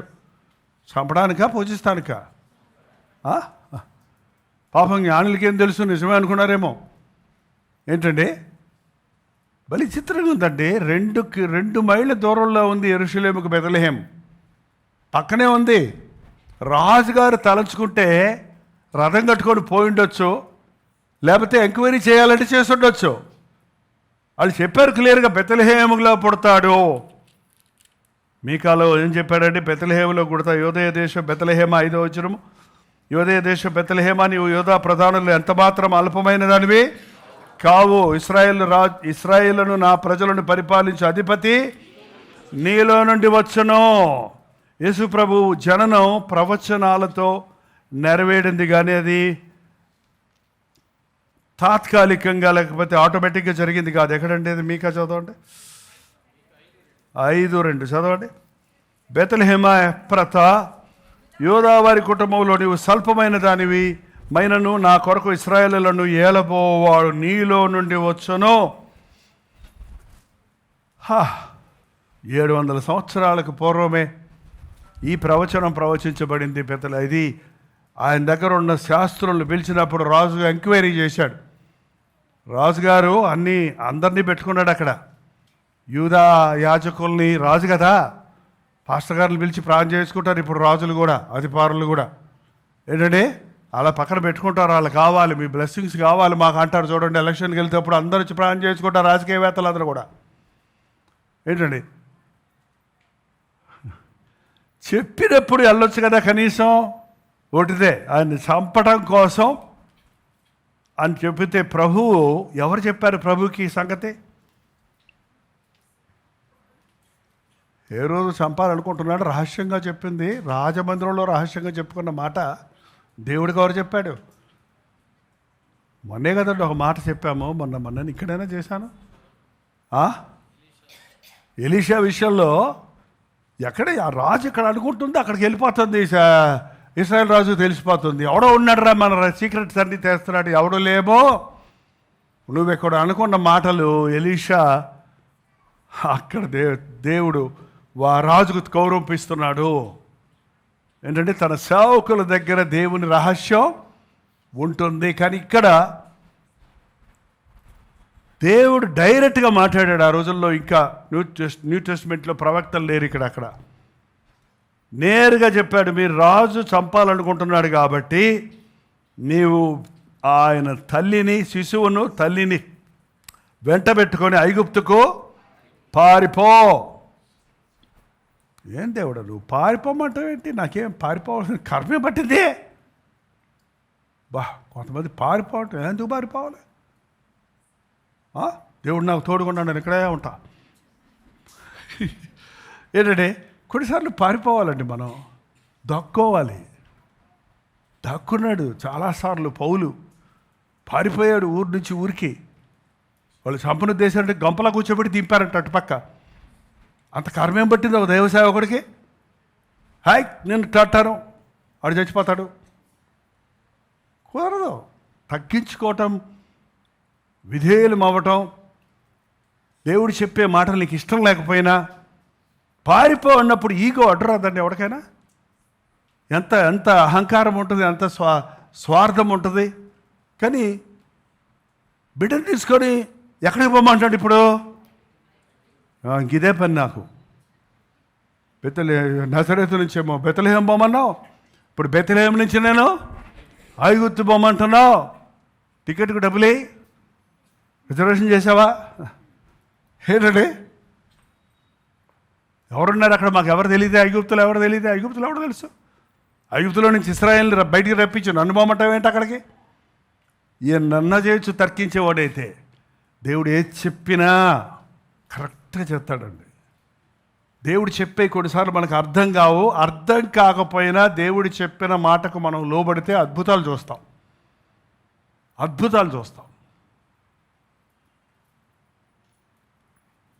దేవుడు నన్ను సేవకు పిలిచినప్పుడు చెన్నై రమ్మన్నాడు. చెన్నై వచ్చా.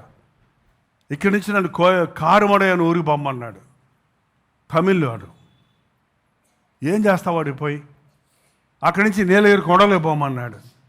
ఆ ఇరుళా జాతి వాళ్ళ దగ్గరికి 2 సంవత్సరాలు అక్కడ ఉన్నాను తెలుసా. ఒకరోజు 2 రోజులు కాదు, 2 సంవత్సరాలు. భాష కాని భాష మనుషులు, నాగరికత లేని మనుషులు, వండుకోవటం తెలీదు, తినటం తెలీదు, కట్టుకోవటం తెలీదు. రా మెటీరియల్ తింటారు, ఏదో ఒకటి తింటారు. వాళ్ళ దగ్గరికి వెళ్ళి 2 సంవత్సరాలు ప్రయాసపడి మొత్తానికి వాళ్ళలాగా మారిపోయాను నేను కూడా. సరే, ఇక బతుకంతా ఈ కొండల మీద ఉన్న అన్ని జాతుల వారిని బడుగాసు, తోడాసు, కురుంబాసు, ఇరుళాసు మేం చేసాం. కురుంబాసు ఉన్నారు, కోతి చేష్టలు చేసేవాడు కురుంబు కార్యాలు. కురుంబాసు, బడుగాసు, వాళ్ళు కొంచెం డబ్బులు ఉన్నవాళ్ళు. తోడాసు, ఈ జాతులు బోల్డ్ ఉన్నాయి నీలగిరి కొండల్లో, అటు ఇటు కోటగిరి ఆ కొండల్లో. సరే, వీళ్ళందరికీ ఇదే సేవకుడు కావాలి, అనేక జాతుల కంటే ఈ జాతులన్నిటికీ కావాలి నేను సేవకుండాని. ఆటోమేటిక్గా నా మనసు అక్కడ స్థిరపోయినప్పుడు అక్కడి నుంచి తన్నుదండి మళ్ళీ అక్కడికి పోమన్నాడు. కాపోవరం అట, అదే ఊరు వరము. ఏ వరం ఇచ్చావురా దేవుడా? ఎవరున్నాడు ఇక్కడ? ఆ నజరేతలో అన్న 1000 వాళ్ళు ఉన్నాయి, వీళ్ళు ఉన్నాయి. ఆ కాపోవరంలో లేనప్పుడు 700 ఇళ్ళే ఉన్నాయి. 10 సంవత్సరాలు బైబిల్ ట్రైనింగ్ తర్వాత, 2 సంవత్సరాలు మిషనరీగా సేవ చేసిన తర్వాత మళ్ళీ పోయి అక్కడ కాపోవరంలో నన్ను ఏం చేయమంటావు రా? బలి కూడా హామీనిచ్చావు నాకు భార్యని. పోను అక్కడనైతే అక్కడ కూడా పరిగెడుతున్నావు. ఈమెను పట్టుకొని నేను అక్కడ పరిగెత్తేది? ఓ సైకిల్ ఉందా, ఓ బైక్ ఉందా? ఏమీ లేవు.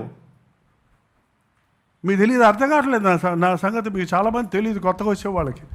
విని కొంతమంది ఉన్నారులేండి, మీకు తెలుసు అనుకోండి. ఎప్పుడైతే చెప్తావు అంటారు మీరు. ఓ స్టూల్ లేదు, ఒక టేబుల్ లేదు. ఒక గుడిసెలోకి వెళ్ళి అక్కడ సేవ చేయమంటే నాకు అర్థం కాల. ఏడ్చుకున్న దేవుని దగ్గర, ప్రభా ఒక స్టూడెంట్ లేడు ఇక్కడ, ఒక ఆఫీసర్ లేడు ఇక్కడ. ఈ పల్లెటూరులో యాస భాష మాట్లాడుకునే వారి దగ్గర నేను ఏం చేసేది? కథలు చెప్పుకుంటూ కూర్చుని అనగనగనగా రాజు ఉండను. నా ప్రసంగాల వరమంతా పోయిందనుకున్నా. ఏంటండి, నీ వెరుగని జనుల దగ్గర నీ వెరుగని జనులు నువ్వు పిలుస్తావు, నీ నెరగని జనులు ఎంతో పరిగెత్తుకొని ఆ వాగ్దానం పట్టుకొని కూర్చున్నాను దేవుని దగ్గర. అంతే. అక్కడి నుంచి మొత్తం ఊర్లన్నీ రాసుకున్నా. ఆ ఊర్లన్నీ పెట్టి 6 నెలలు నా పని ఏంటంటే ఊరగా ప్రార్థన చేసుకోవటమే. ఈ ఊర్లన్నిటికీ నన్ను తిప్పయ్యా. ఎలా జరగాలి? సిటీ బస్సులు ఎక్కితే ఆ రోజుల్లో రోజుకు ఊరి వెళ్ళగలం. రైట్ డబ్బా పెట్టుకోండి, డబ్బా కొట్టుకుంటూ. ఎలా వెళ్ళాం ప్రభా? సైకిల్ కూడా లేదే ప్రభా. సైకిల్ తెచ్చేయమంటే నా భార్య అంది, నా దగ్గర ఉందో సైకిల్ తెమ్మంటారా అంది. తీసురా, వాడటం లేదు, ఊరకనే ఉంది ఇంట్లో. మా నాన్న కొన్నాడు, కాలేజీకి వెళ్తాను. నాకు సైకిల్ కొంటే బైక్ కొన్నట్టు ఆ రోజుల్లో మాకు. నాకు నాన్న సైకిల్ కొనమంటే ఎస్ఎస్ఎల్సి చదివేటప్పుడు నువ్వు పీయూసీలోకి వెళ్ళాక కొంటాను అప్పుడు కొన్నాడు మా నాన్న. ఏంటంటే పీయూసీ అంటే ప్రీ యూనివర్సిటీ అంటే ఇంటర్మీడియట్ ఫస్ట్ సెకండ్ ఇయర్ అంటారు చూడండి. అప్పుడు సైకిల్ కొన్నాడు. అప్పుడు సైకిల్ కూడా లేదు. సరే తెమ్మంటే అది లేడీస్ సైకిల్ అంది. పోనీ ఏదో ఒక సైకిల్లే, దిగటానికి ఈజీగా ఉంటుంది, ముద్దు పారు ఉంటుంది కదా. మీరు నమ్మండి నమ్మకపోయింది, లేడీస్ సైకిల్ మీద వెనకాల మూట కట్టుకొని గ్రామాలకు వెళ్ళి, నాకు తెలియని గ్రామాలకు వెళ్ళి సువార్త ప్రకటించాను. దేవుడు చెప్పేది, అక్కడ నేర్చుకున్న అనుభవాలు, అక్కడ పడ్డటువంటి విశ్వాసం, దేవుని ప్రణాళికల్లో ఎక్కడికి వెళ్తే అక్కడ ముందుకు వెళ్తున్నప్పుడు ఉన్న సంతృప్తి, ఆ యొక్క దాని ప్రతిఫలం. ఈ రోజున జూమ్లోకి లైవ్లోకి వచ్చి ఈ ఊరు మీ ఊరిని వచ్చా. ఎప్పుడు వచ్చారు? నువ్వు పుట్టకముందు వచ్చాను చెప్తున్నా వాళ్ళకి. 30-40 ఏళ్ల క్రితం అంటే వాళ్ళు పుట్టలేదు చాలామంది. కానీ దేవుడి ప్రణాళిక సమస్తం చక్కగా ఏది చెబితే అది చేశారట. మళ్ళీ గో బ్యాక్ టు చెన్నై అన్నాడు. 3 కొడుకులు పెట్టాక బాగా సెటిల్ అయిపోయాం. చక్కగా ఉంది, ఆంధ్రాలో సమృద్ధిగా ఉంది, సెటిల్ అయిపోయాం. భలే బాగుంది, ఇక్కడే చేసేద్దాం సేవ అనుకుంటుంటే మంచి ఫేమస్ అయిపోయా. అందరూ పిలుచుకుంటున్నారు సభలకి. భలే బాగుంటుంది ఇక్కడ ఆంధ్రాలో. ఎంత బాగుంటుంది అనుకున్నారు? మీకేం తెలుసు? అసలు కూరలే బాగుంటాయి. మళ్ళీ గో బ్యాక్ టు సాంబార్కు పో. మళ్ళీ చెన్నై వచ్చాను. ఏంటంటే ఇప్పుడు కూడా ఎందుకు చెన్నైలో ఉంటున్నాను నేను? ఎందుకు చెన్నైలో ఉన్నాను? నిన్న కూడా నా పొర తినేశారు నా కుమారులు. ఎందుకంటే నువ్వు అక్కడ కూర్చుంటావు? ఇక్కడ చూడు ఎట్ట జనం ఎట్ట ఎగబడుతున్నారు, ఎంత అవసరం ఉందో చూడు. సరైన సేవకులు లేరు, సరైన వాక్యం లేదు. నన్ను దేవుడు చెప్పిందేనే చేస్తానురా. దేవుడు అక్కడ ఎందుకు పెట్టాడో అక్కడి నుంచి చేస్తాను, ఇక్కడి నుంచి చేస్తున్నాం కదా, ఇక్కడి నుంచి వెళ్ళేది ప్రపంచం అంతా వాక్యం వెళ్తాం. దేవుడు చెప్పిన దానికి లోబడాలండి. మనం మంచిగా ఆ యొక్క సొదొమ బాగుంది, అక్కడైతే బాగా ఫేమస్ అవుతాం అని వెళ్ళిపోయాడు ఆ లోతు. ఏంటండి, దేవుని దూరపు కొండలు నునుపు అంటారు. మన కంటికి మనకి ఇష్టమైన దానికి కాదు. ఒకవేళ యోసేపు కనుక మనలాంటి వాడు అయి ఉంటే, నాయన నాకు నువ్వు అగ్నిరథం పంపిస్తే నేను తీసుకెళ్తా, ఐగుప్తు తీసుకెళ్తాను, నాకు అడ్రస్ తెలియదు, కనీసం లొకేషన్ కూడా ఎవరు షేర్ చేయలే. ఎట్లా అంటావయ్యా నన్ను? ఏంటి తినేయర్ని వచ్చి ఏదో చెప్తావు, నువ్వు ఏదేదో అంటున్నావు. నేను ఊహించనే లేదు అసలు. ఐగుప్తు నేను ఎప్పుడు వెళ్ళలేదు ఇంతకుముందు. నేను నజరేతోడిని. ఏంటి, నాకు బెత్లెహేం అంటే మా ఊరు కాబట్టి తెలుసు. ఏంటంటే ఏం మాట్లాడలేదండి. ఏం చేశాడో చూడండి. ఐగుప్తు పారిపోవాలి కానీ అప్పుడు 14 వచనం, అప్పుడు అతడు లేచి రాత్రి వేళ శిశువును తోలుకొని తల్లిని తోడుకొని ఐగుప్తుకు వెళ్ళి, ఐగుప్తులో నుండి నా కుమారుని పిలిచిన ప్రవక్త ద్వారా ప్రభువు సెలవిచ్చిన మాట నెరవేర్చబడినట్లుగా హేరోదు మరణము వరకు అక్కడ ఉండెనో. బా, ఎప్పుడు వెళ్ళాడు? రేపు వెళ్ళాడా? ఎప్పుడు చెప్పాడు? కళ్ళ పగలు వస్తాయా, రాత్రులు వస్తాయా మీకు? కొంతమంది పగల కళ్ళ అంటుంటారులే. రాత్రి వేళ కలగన్నాడు. ఎప్పుడు వెళ్ళిపోయాడు అంటే ఇమీడియట్గా. విధేయత అనేది ఆలస్యంగా విధేయుడు అవటం అవిధేయతేనంటే అర్థం చేసుకోండి. ఆలస్యంగా విధేయత చూపటం అవిధేయతే. విధేయతది వెంటనే చేయాలి. మనలో చాలామంది బుద్ధి వచ్చాక విధేయులం అవుతాం. అది కాదు. ఏంటంటే వెంటనే రాత్రికి రాత్రే మరియను తీసుకొని, బిడ్డను తీసుకొని, శిశువుని తీసుకొని, బాలింతరాలను తీసుకొని ఐగుప్తుకు వెళ్ళి అక్కడే ఉన్నాడు. ఎంతకాలం అక్కడ ఉన్నాడో, కొన్ని సంవత్సరాలు ఉన్నట్టుగా తెలుస్తుంది. అక్కడ 2-3 సంవత్సరాలు, కనీసం 1-2 సంవత్సరాలు అక్కడ ఐగుప్తు నుండి నేను చెప్పే వరకు ఉండమని చెప్పాడు దేవుడు క్లియర్గా. ఏం చెప్పాడు చూడండి. ముందు నేను నిద్రపోతున్నారు కొంతమంది. నేను చెప్పే వరకు ఎంతసేపు? ఎప్పుడు దాకా?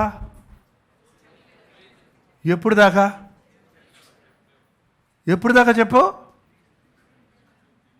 కాపురంలో ఎప్పుడు దాకా ఉండమంటావు నన్ను? నేను అడగల. నీలగిరి కొండలో ఎన్ని రోజులు? సేవకులు పంపించినప్పుడు చెప్పింది ఏంటంటే 6 నెలలు ఉండమన్నారు. ఎన్ని రోజులు అన్నారు? 2 సంవత్సరాలు అయిపోయినాయి, ఆవిడ మాట్లాడలే. ఏంటండి, మనం ఎప్పుడు అని అడగక్కర్లా. దేవుడు వెళ్ళమనే వరకు, దేవుడు చెయ్యమనే వరకు, దేవుడు ఎంతకాలం ఎక్కడ ఉండమంటే అక్కడ ఉండాలి.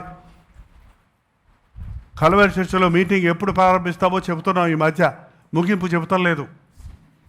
ఎప్పుడు అవుద్ది?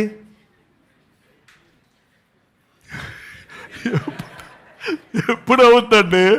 దేవుడు అపచెయ్యి అన్న వరకు అవుతుందే ఉంటుంది అది. ఇప్పుడు మనం ఇది విచిత్రం, పెద్ద గంటలు కూర్చోడానికి మనం తీసుకుంటున్నాం.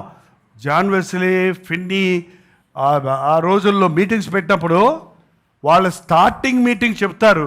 ఎన్ని రోజుల మీటింగ్ అంటే 3 రోజుల మీటింగ్, 4 రోజుల మీటింగ్ అని చెప్తున్నాం. ఇప్పుడు వాళ్ళు ఏం చెప్తారు తెలుసా? క్లోజింగ్ లేదు డేట్స్. రివైవల్ వచ్చే వరకు, పరిశుద్ధాత్మ అగ్ని దహించే వరకు, వచ్చిన వాళ్ళందరూ మారే వరకు, కొన్నిసార్లు 10-15 రోజులు జరుగుతుంటాయి అంట కంటిన్యూస్గా. అది దేవుని ఆత్మకార్యాన్ని మనం ఆపేస్తున్నాం. టైం అయిపోయిందని ముగిచ్చేస్తున్నాం మనం. కాబట్టి అది డ్రాగ్ అయిపోతుంది మన సేవలో, మన ఆధ్యాత్మిక విషయాల్లో. ఈ రోజు తెల్లవారేటప్పటికి నన్ను నీవు ఆశీర్వదిస్తే కానీ నేను నిన్నో తెల్లారిపోతుంది ఎలమని యాకోబు అడిగాడా, లేకపోతే పెరుగులాడే దూత చెప్పాడా? ఏంటో యాకోబు కదా అనాలి. తెల్లారిపోతుంది, త్వరగా ఆశీర్వదించాయి, భార్య బిడ్డలు బయట వదిలిపెట్టి వచ్చాను నేను అనాలి అసలు. కానీ నువ్వు నన్ను ఆశీర్వదిస్తే కానీ నిన్ను ఆ రాత్రి మిస్ అయి ఉంటే యాకోబు జీవితంలో మరొక అవకాశం దొరుకుండేదే కాదు. దేవుడు చెప్పే వరకు అక్కడ ఉన్నాడు. దేవుడు చెప్పిన తర్వాత అప్పుడు వచ్చాడు. మళ్ళీ 19వ వచనం, ప్రభుదూత ఐగుప్తులో ఇంకో స్వప్నం, యేసేపునకు స్వప్నం అందు ప్రత్యక్షమై, నువ్వు లేచి శిశువును తల్లిని తోడుకొని ఇశ్రాయేలు దేశమునకు వెళ్ళిమో.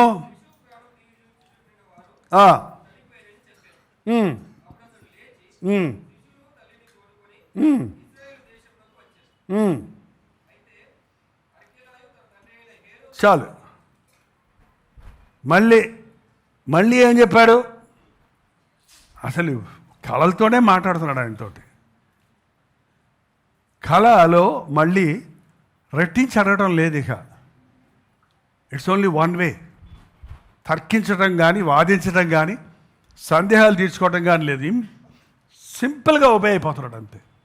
మళ్ళీ నువ్వు బిడ్డను తీసుకొని ఇశ్రాయేలు దేశానికి వెళ్ళు. ఎక్కడికి వెళ్ళాడంటారు? ఇశ్రాయేల్ దేశంలో ఎక్కడికి వెళ్ళాడు?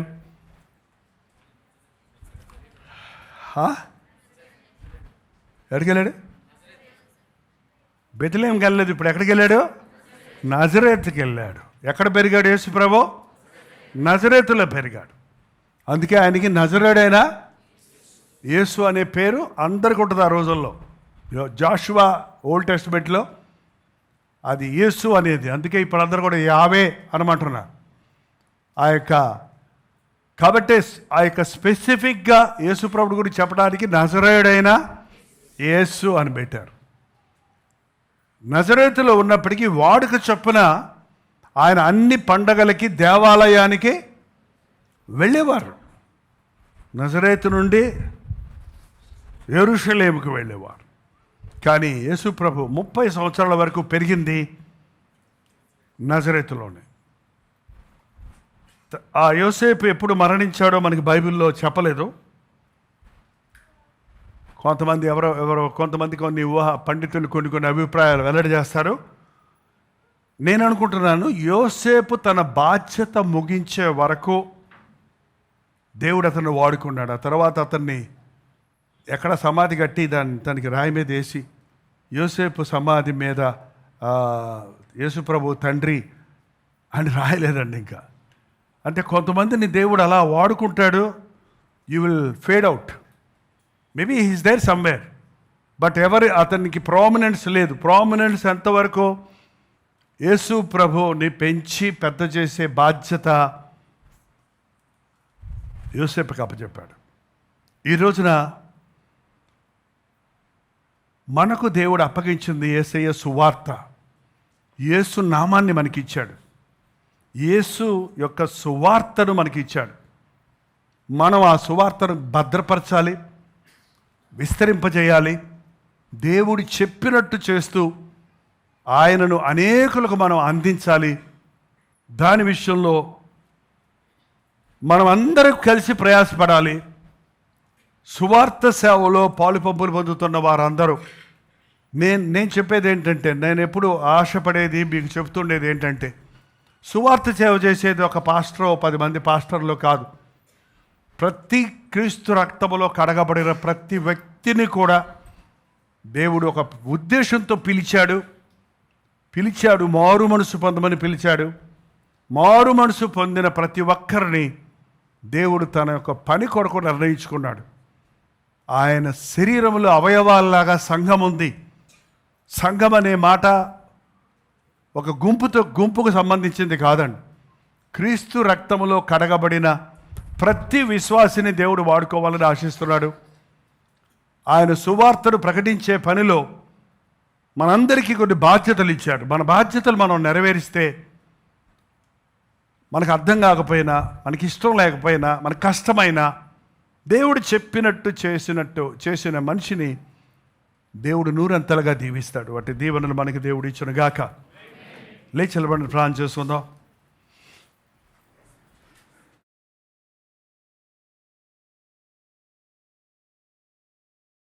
చిన్న ప్రార్థన.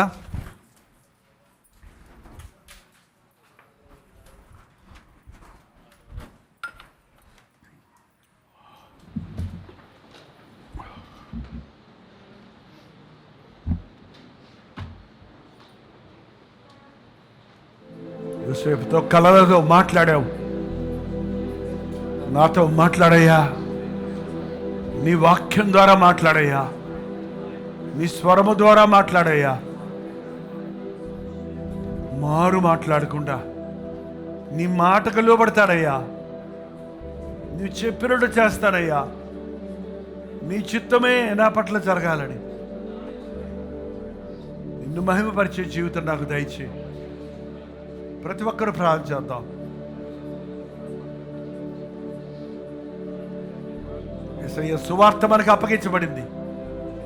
మనం అనేకులకు అప్పగించాలని, మనం ప్రసవ వేదనతో ప్రార్థించి మనం ఆత్మలను సంపాదించాలని ఆ రోజు మరియ గర్భాన్ని కోరుకున్న ప్రభు ఈరోజు మన హృదయాలను కోరుకుంటున్నాడు. నీలో ఉండి నీలో క్రీస్తుని ఇతరులకు చూపించి నాశనానికి పోతున్న వారిని యేసు వైపు మళ్ళించే యేసు ఆయనే తన ప్రజలను వారి పాపముల నుండి విడిపిస్తాడు. పాపముల నుండి విడిపించేవాడు ప్రభు అయిన యేసుక్రీస్తుని ప్రకటించడానికి మాకు సహాయం చేయాలని అడుగుదాం. ఆయన ఇమ్మానుయేలు, ఆయన తోడుండే దేవుడు, ఆయన విడువడి ఎడబాయనన్న దేవుడు.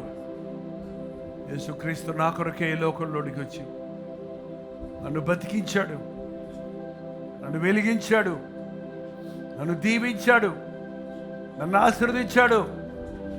నేను అనేకులకు ఆశీర్వాదకరంగా ఉండాలని, నేను అనేకుల్ని వెలిగించాలని, నేను అనేకులకు సాక్షిగా ఉండాలని, నేను పొందిన ప్రేమను అనేకులకు పంచాలని అని గ్రహించుకుందాం. నోరు తెరవండి, అలసిపోకండి. నోరు తెరవండి. సంవత్సరాంతంలో ఉన్నాం. ఎన్నోసార్లు దేవుడు నీతో మాట్లాడాడు. ఎన్నోసార్లు దేవుడు ఎన్నో విషయాలు చెప్పాడు నీకు. ఒక్కసారి కూడా మీరు ఏడు అవ్వలేదు. ఒక్కసారి కూడా పరిపూర్ణంగా నీ బాధ్యత నెరవేర్చలేదు. నీ బాధ్యతలు వాయిదాలు వేస్తూనే ఉన్నావు. నీ బాధ్యతలు చేయడానికి సాకులు చెప్తూనే ఉన్నావు. నమ్మకమైన యోసేపులాగా నన్ను చేయ్యా. ఆర్గ్యుమెంట్లు చేయకుండా, వాదన పెట్టుకోకుండా, అవిశ్వాసానికి చోటు ఇవ్వకుండా, నీ మాటకు లోబడితే సముద్రాలను పాయలు చేస్తావని, కీడులో మేలు చేస్తావని, ఇరుకులో విశాలత కలుగు చేస్తావని నమ్ముట నీ వల్ల అయితే నమ్మవాడికి సమస్తము సాధ్యం అన్నట్టు నువ్వు నమ్మినప్పుడు మమ్మల్ని వదిలిపెట్టేవాడు కాదని, వెళ్ళమని మమ్మల్తో ఉండేవాడిగా ఉన్నావు కనుక సర్వలోకానికి వెళ్ళి సర్వ సృష్టికి సువార్తను ప్రకటించండి. దివ సదాకాలం నేను మీకు తోడై ఉంటానన్నావు. తండ్రి, నీ తోడు మాకు అనుభవించడానికి సహాయం చేయి. నీ సన్నిధి అనుభవించడానికి సహాయం చేయి.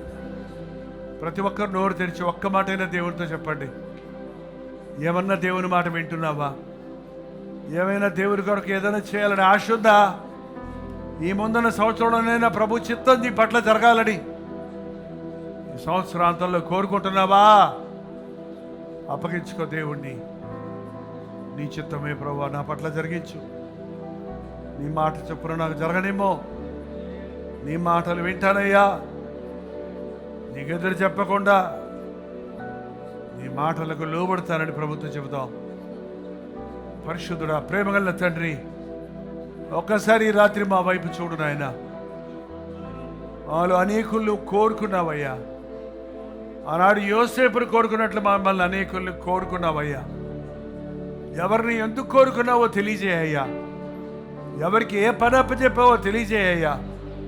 నీ నామాన్ని అనేకులకు అందించడానికి, నీ సువార్తను అనేకులకు ప్రకటించడానికి, ఈ క్రీస్తు యొక్క గొప్పతనాన్ని గురించి, ఆయన చేసే అద్భుతాలను గురించి ఈ లోకానికి సాక్ష్యం ఇవ్వడానికి నీ రక్తములో కడిగి మమ్మల్ని కోరుకున్నావు కదా.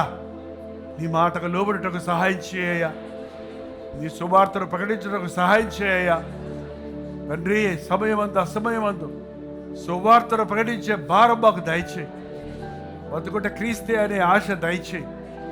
ఈ నూతన సంవత్సరంలో ఈ సంఘం ద్వారా, వ్యక్తిగతంగా మా ఒక్కొక్కరి ద్వారా నువ్వు ఏమేమి చేయాలనుకున్నావో అవన్నీ జరిగినట్లుగా తండ్రి నీకు మమ్మల్ని మేము అప్పగించుకుంటున్నామయ్యా. నీ చిత్తానికి మమ్మల్ని అప్పగించుకుంటున్నాం. నీ అభిషేకం మాకు దయచేయి. నీ అందు ఆనందించుటకు, మా బిడ్డలో నీ కొరకు ప్రతిష్ఠించుకుంటకు నీ ప్రేమను గుర్తించి నిన్ను స్తుతించుటకు సహాయం చేయి. క్రీస్తు నామములో అడుగుచున్నాను తండ్రి, ఆమేన్. Calvary Premadhara, Calvary Premadhara. Calvary Premadhara అనే మా ద్విమాస పత్రికను ఈ మధ్య త్రైమాస పత్రిక అంటే 3 నెలలకి ఒక్కసారి మాత్రమే ప్రింట్ చేయగలుగుతున్నాం. మరి గత 40 సంవత్సరాల పైబడి కొనసాగుతున్న ఈ పత్రికను ఆపు చేయటం ఇష్టం లేక దీన్ని త్రైమాస పత్రికగా మార్చున్నాం. మీరు కల్వరి ప్రేమధార పత్రికను చదువుతున్నారా? ఒక ఉచిత పత్రిక కావాలంటే ఇవ్వాలే మీ పేరు, చిరునామా, అడ్రస్తో పాటు ఇంటి నెంబర్తో పాటు క్లియర్గా పంపించండి. తప్పకుండా ఒక ఉచిత పత్రికను మీకు పంపిస్తాం.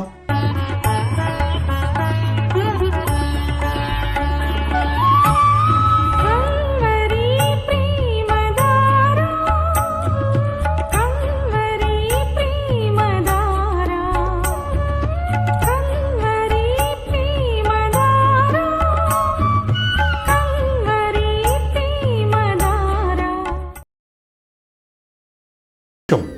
మీ ఆధ్యాత్మిక జీవితాన్ని బలపరిచే అనేక పుస్తకములు, బైబిల్ సంబంధించిన పుస్తకములు, మీ సమస్యలకు పరిష్కారాలు కలుగజేసేవి, మీ ఆధ్యాత్మిక జీవితాన్ని బలపరిచేవి, మీ విశ్వాసమును వృద్ధి చేసేవి, యవనస్తులకు, స్త్రీలకు, పురుషులకు, అలాగే కుటుంబాలకు ఉపయోగకరమైన వర్తమానాలతో నిండిన అనేక పుస్తకములు, ఇంచుమించు 50 పుస్తకములు సిద్ధపరుచున్నాం.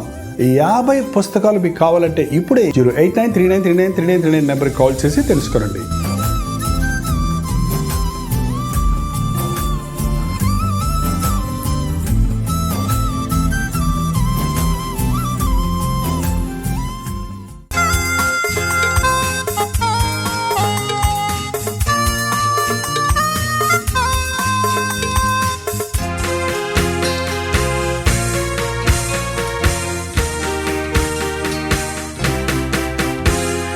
బ్రతుకు భారమై నిరాధారమై నిరాశతో నిండిన వారికి ఇది నిరీక్షణ ధ్వని.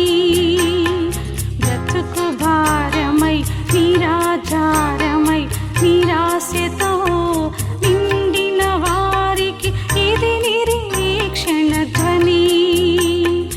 నలిగిన హృదయములా బలపరచే ధ్వని, నలిగిన హృదయములా బలపరచే ధ్వని. దుఃఖితులెల్లరికీ ఇది ఆదరణ ధ్వని. దుఃఖితులెల్లరికీ ఇది ఆదరణ ధ్వని.